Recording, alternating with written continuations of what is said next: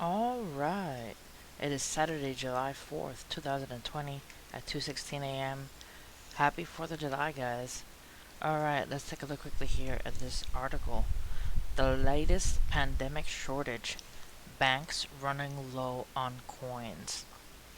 Alright, so before I start this article about banks running low on coins, I wanted to give a shout out to the real GSN News.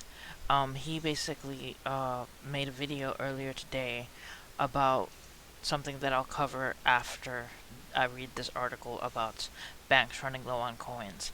So, banks running low on coins.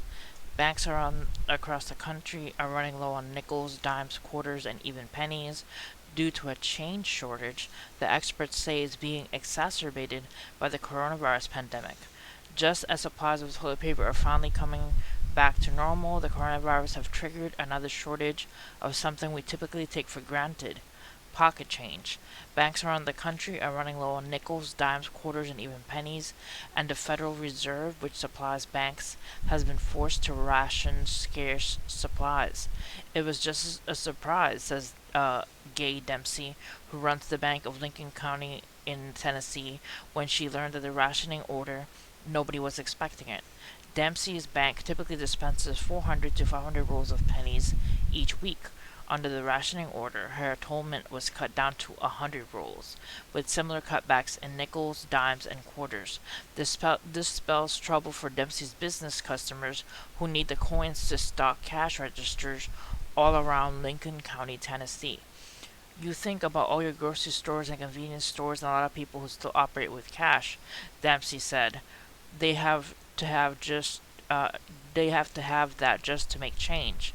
Rural banks in particular seem to be getting shortchanged, according to Colin Barrett, the CEO of Tennessee Bankers Association.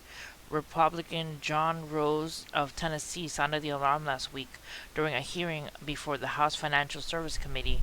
My fear is that customers who use these banks will react very poorly, Rose said, and I know that we all don't want to wake up to headlines in the near future of such as banks out of money. And that is the big whoop right there. Banks out of money.